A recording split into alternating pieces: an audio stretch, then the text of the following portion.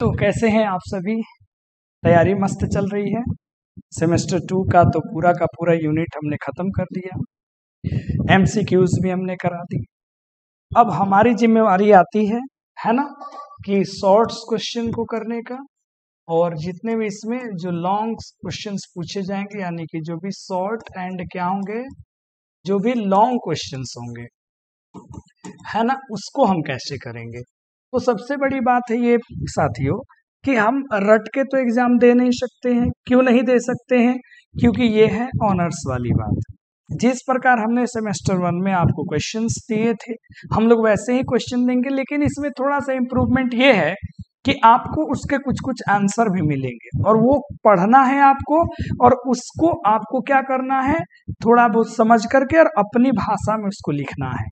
इसके अलावा प्यारे साथियों, हम आपको सारे शॉर्ट क्वेश्चंस के 19-20 जो भी शॉर्ट क्वेश्चंस हैं, उनको भी प्रैक्टिस के लिए आपको प्रोवाइड करा देंगे।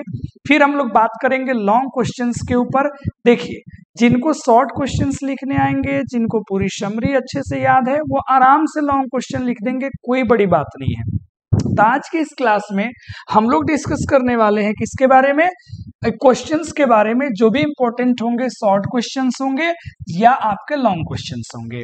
अब प्यारे साथियों, अगर ये वीडियो YouTube पे अवेलेबल है और जितने भी साथी लोग अगर इसको देख रहे हैं, तो अब भी ये सेमेस्टर 2 की जो मेजर इंग्लिश की कोर्स है प्यारे साथियों, वो अपने एप्लीकेशन पर कंप्लीट कोर्स आपको मिल जाएगा। कंप्लीट पूरा का पूरा यूनिट के बारे में बेहतर तरीके से एक्सप्लेन किया गया है, और इस तरीके से ये सारे के सारे क्वेश्चंस आपको सारे अवेलेबल हो जाएंगे, है ना। पूरी प्रैक्टिस आप करोगे, ढंग से करोगे, फिर जैसे सेमेस्टर 1 में आपने फोड़ा था वैसे सेमेस्टर 2 में फोड़ोगे।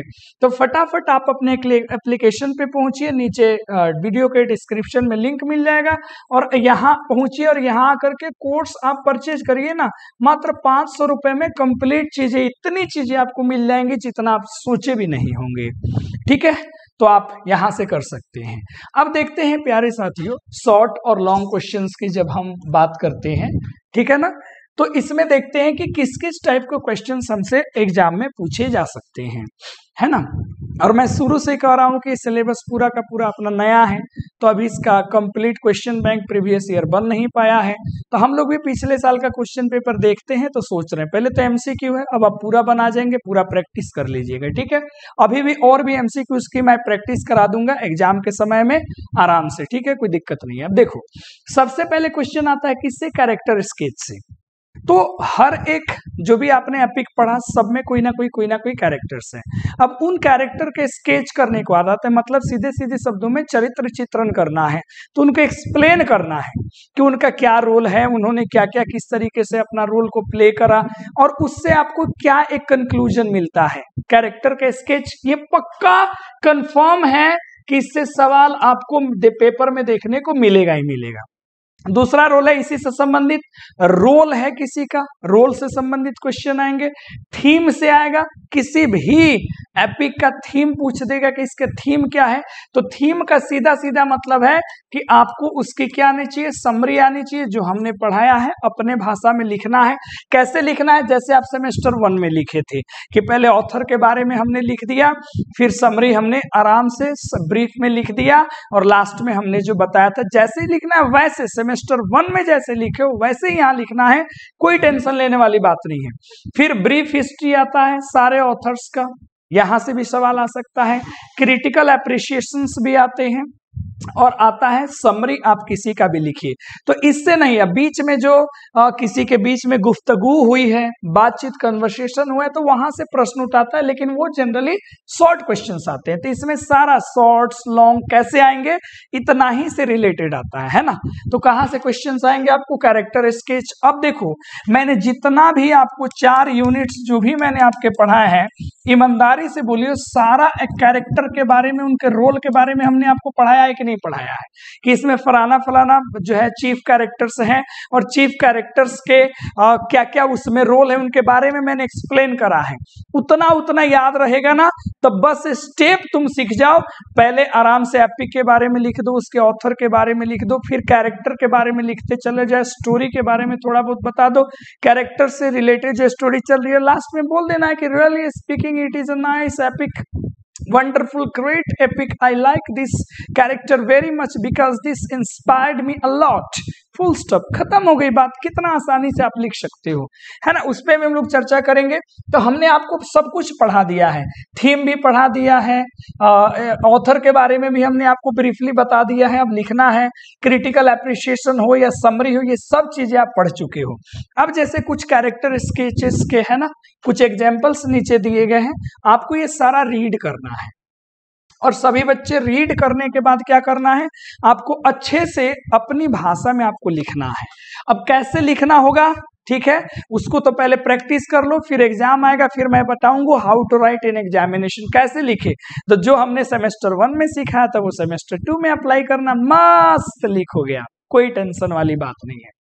अब जैसे सबसे पहले कैरेक्टर की बात करते हैं, हेक्टर का बहुत इंपॉर्टेंट है, एजमनन है, हेक्टर है, जो भी कैरेक्टर्स इसमें आएंगे। हेक्टर क्या है, one of the main characters in होमर्स epic poem the Iliad. आपने पढ़ा है एक एपिक पोएम इलियड पढ़ा है जिसका मेन कैरेक्टर कौन है, तो हेक्टर है। He is the eldest son of king Priam and queen Hecuba of Troy and the greatest Trojan warrior. ये क्या होता है, जो किंग प्रियाम है और उनकी महारानी जो हेक्यूबा है ट्रॉय सिटी की, उनका सबसे बड़ा बेटा होता है और एक बहुत बड़ा ट्रोजन वॉरियर होता है, जो हमने आपको पढ़ाया हुआ है कि क्या सिटी ऑफ ट्रॉय से जो वॉर होता है उसमें।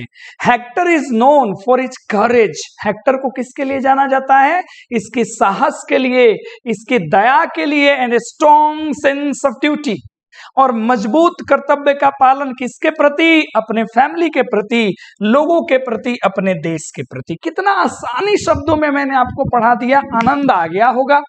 आगे बढ़ते हैं बेटा। Hector is a brave and skilled warrior, बहादुर और एक कौशल पूर्ण वॉरियर होता है। He leads the Trojan army in the battle against the Greeks and fights fearlessly to protect his city.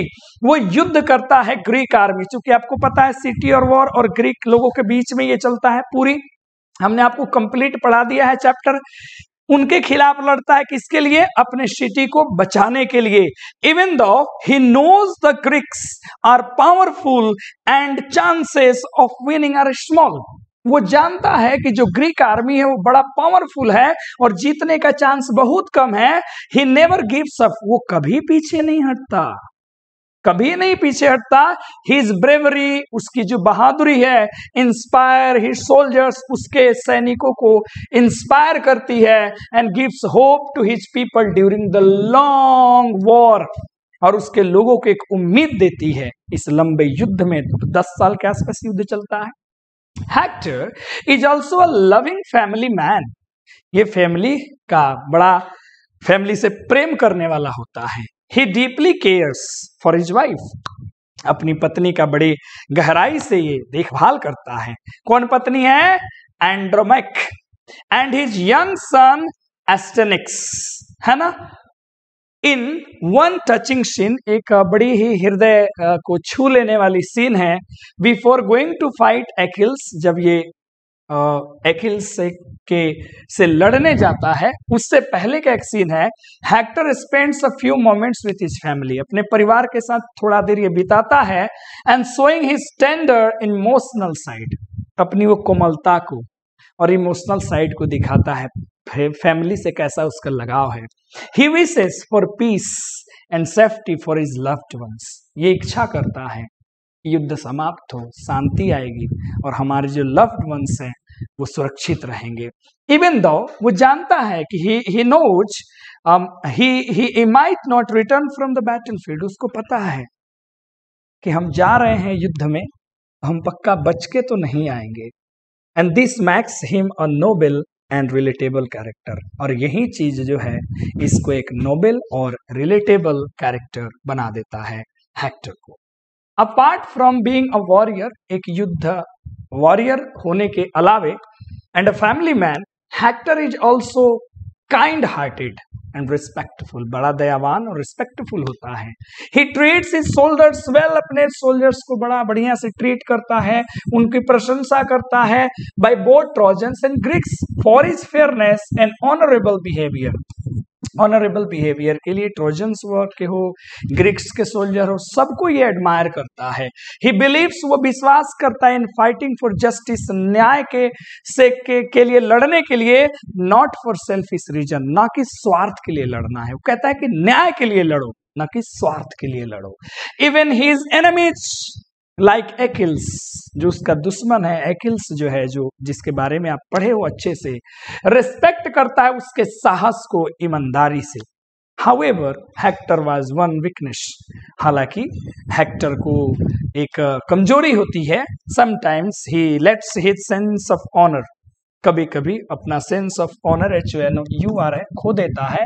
And pride push him into dangerous fights, कभी कभी यही इसका जो इमोशंस है, ये जो ऑनर है, ये उसको कभी कभी युद्ध के खतरे में भी डाल देता है। Example, he chooses to face Achilles in a duel, वो चूज करता है कि वो एकिल से लड़ेगा, द्वंद्व होगा दोनों के बीच।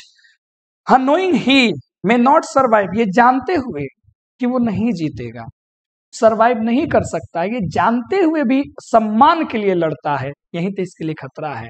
And this decision shows his bravery, और यही डिसीजन उसकी बहादुरी को दिखाता है। किसकी बहादुरी को दिखाता है? समझ जाओ, हेक्टर की बहादुरी को दिखाता है। बट ऑल्सो हिज इनएबिलिटी, उसकी अक्षमता को भी दिखाता है, टू अवॉइड अननेसेसरी रिस्क, कि भैया अननेसेसरी रिस्क है तो इसको अवॉइड करो ना सर। हिज ट्रेजिक डेथ, तो उसका दुखद मृत्यु होता है इन द फाइट अगेंस्ट एकिल से, brings great sorrow to Troy, Troy city में बहुत बड़ा दुख का माहौल हो जाता है। And marks a turning point in the war, और यही टर्निंग पॉइंट होता है युद्ध में। इन कंक्लूजन, अगर निष्कर्ष की बात करें तो Hector is not only a heroic warrior, Hector एक हीरोइक वॉरियर नहीं है केवल, but also a caring son, loving husband, devoted father, ये सब है। एक अच्छा बाप, एक अच्छा बेटा, एक अच्छा पति, सब है ये। ही सैक्रिफाइसेस, वो कुर्बानी देता है, बलिदान देता है अपनी सुरक्षा का, फॉर हिज कंट्री, अपने देश के लिए और अपने परिवार के लिए। हिज ब्रेवरी, उसकी बहादुरी, उसके काइंडनेस, उसके sense of duty makes him one of the most admired, सबसे प्रशंसनीय and tragic hero in Greek literature. Readers, जो भी हम पढ़ने वाले लोग हैं, remember him as a true fighter who stood honour and love till his last days. अब यहीं से आपको लास्ट में जोड़ देना है, रियली स्पीकिंग, सच सच हम बता रहे हैं, Hector is one of my, Hector is one of my favorite character in this epic, in this क्या epic, यहाँ इसी में जोड़ देना है। I really like his role and he inspires me a lot, इसमें आप लास्ट में जोड़ देना। तो ये पूरा का पूरा किन के बारे में हो गया? हेक्टर के कैरेक्टर के बारे में हो गया। समझ रहे हैं भैया? तो ऐसे ही सभी हैं, जैसे यहाँ पे एगमेनन का कैरेक्टर हो गया, ऑडिपस का हो गया, किंग ऑडिपस का कैरेक्टर, एगमेनन का कैरेक्टर को हटा दूंगा मैं, चलो ठीक है, देख लेंगे आप। कैरेक्टर स्केच ऑफ जोकास्टा का भी कैरेक्टर स्केच है, ये भी अपने को देख लेना है। कैरेक्टर स्केच है क्रियोन का आपको देख लेना है। और प्यारे बच्चों, टार्सिस का है, इसका आपका कैरेक्टर स्केच है। उसके अलावा लाइफ एंड वर्क्स, चूंकि पूछता है ना, जैसे होमर के जीवन के बारे में बताइए, उनके रचनाओं के बारे में, सोफोक्लस के बारे में हमने शॉर्ट में आपको बताया है, लेकिन अगर ये कर लोगे लिख पाओगे। प्लेटो के बारे में आप बताइए, इसके अलावा एरिस्टोटल के बारे में बताइए, ठीक है। तो ये सब चीज आप आराम से पढ़ोगे तो मैक्सिमम चीजें आप आसानी से कर जाओगे, ठीक है ना। और ये छोटी सी वीडियो है, ये सारे पीडीएफ्स आपको इसी वीडियो के साथ में एप्लीकेशन पे मिल जाएंगे। और मैं उम्मीद करता हूं कि आप सब बहुत बेहतर तरीका से इसको पढ़ेंगे, रीड करेंगे और मेहनत करेंगे। तब तक के लिए धन्यवाद। फिर मिलते हैं अगले वीडियो में। Bye bye.